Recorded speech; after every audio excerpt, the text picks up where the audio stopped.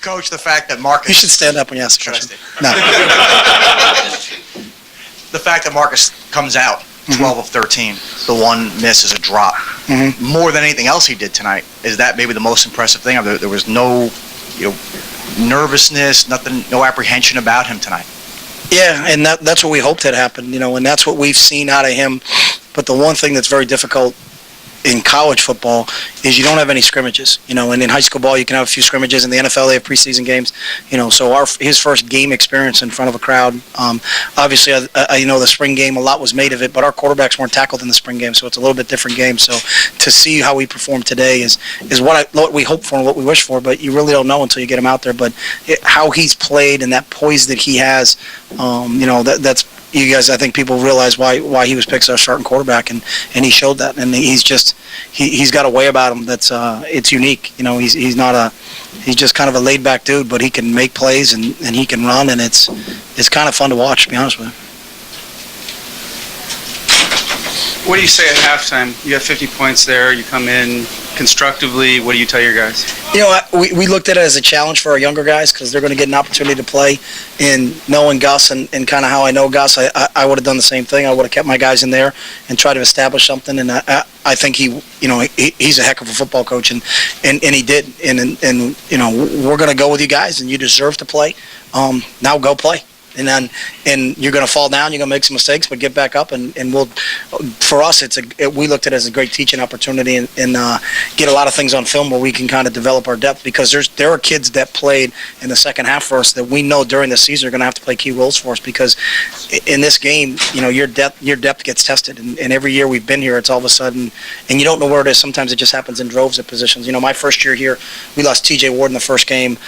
Game 3, Walter Thurman goes down with a torn ACL. Willie Glasper goes down with a torn ACL, and now we're playing all young kids in the secondary. So you don't know when it's going to happen, but when you can have a game like this where young kids can get in the game and learn, and that's how everybody's going to learn. You got to make mistakes to really learn and to grow, and we made a few in the second half, and we'll build from that. So, what do you think about the way that Brian responded, given the events of the past week? And, I thought Brian responded exactly how I thought he would respond. He's an unbelievable competitor. It's a difficult situation for anybody when you're told you're not going to be the number one guy. But he came back and practiced really well at the end of the week for us. And I thought once he got settled down, sometimes it's tough for him because he's a little amped up, but he's playing with some young kids up front and young kids out wide. But I thought we settled down a couple times on offense and made some good drives. But when you're putting a lot of pieces together with them, it's not a consistent group.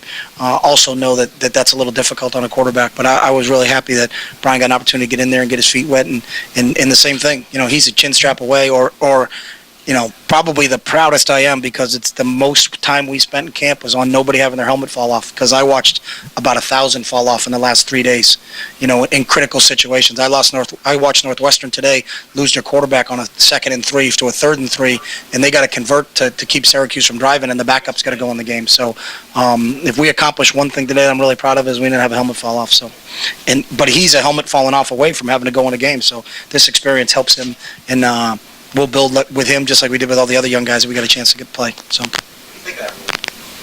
I don't have a vote, so I don't worry about things I got no say in. So if that's a rule, that's a rule. I don't think the speed limit should be 65, but I'm not going 90. So.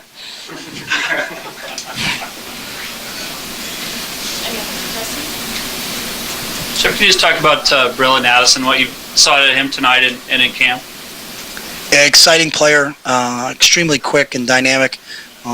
Same thing for him, being a true freshman, a little bit different than Marcus, but, got a maturity to him. Came prepared every day to meetings. When you say, hey, we're going to put this in tomorrow, when you got into the meeting room, he knew exactly what it was, studied it, real student of the game, has a great understanding of the game of football, as a high school quarterback, but the transition he's made to receiver/running back for us has been really good, and we hope we can continue to use him, both as a returner and as a slot receiver and as a running back. So.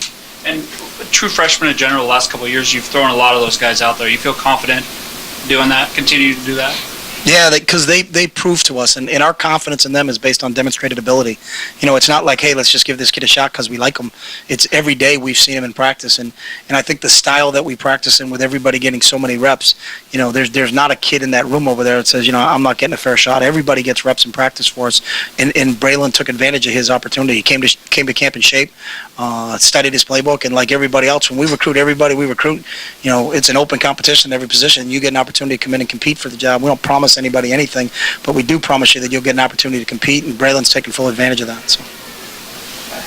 Coach, Keenan Lowe, local Oregon boy, talk about how he developed over the summer, because he really came out and earned his position and looked like he was playing really well early. Can you talk about his development? I would say it went back to last year and really started to come on towards the end of last year, and then got banged up a little bit. I think it was in the Oregon State game with his wrist, and then played in the Rose Bowl with a cast. Was a great special teams player for us, and was really coming along at receiver for us, and then got banged up a little bit. But that we saw that in spring. And he continued doing that, growing over the summertime, and earned himself a starting position. And that's the same thing. We've got a lot of competition on this football team, and I think that's one of our strengths. It is we get an opportunity to kind of develop that depth, but that's going to pay dividends down the road for us. But Keenan has got out of it exactly what he's put into it. And he's been one of our hardest workers, and I was really happy to get an opportunity to get in the game and make some catches early, and flying around like the Keenan that we know. But we expected that. He was that type of player when he was a Jesuit, so it's that maturation process. But he's still a young guy. I think it's 65 freshmen and sophomores on this team. So the great part about it is they don't really act like freshmen and sophomores. So You talk about demonstrated ability in practice. Did you get a surprise out there today from anybody? Did anybody do something that you say, or 12 to 13 to start the game? Anything? Honestly, that didn't surprise me. But like everybody in this room, whenever 6 touches the ball, that. Just kind of sit back, and he had that one run, and I turned around. Scott Frost just looked at me and was like, and then, again, I'd like to take credit for coaching him because I coach him, but we just line him up and let that kid go. He surprised me, and I hope he continues to surprise me for a long time. So.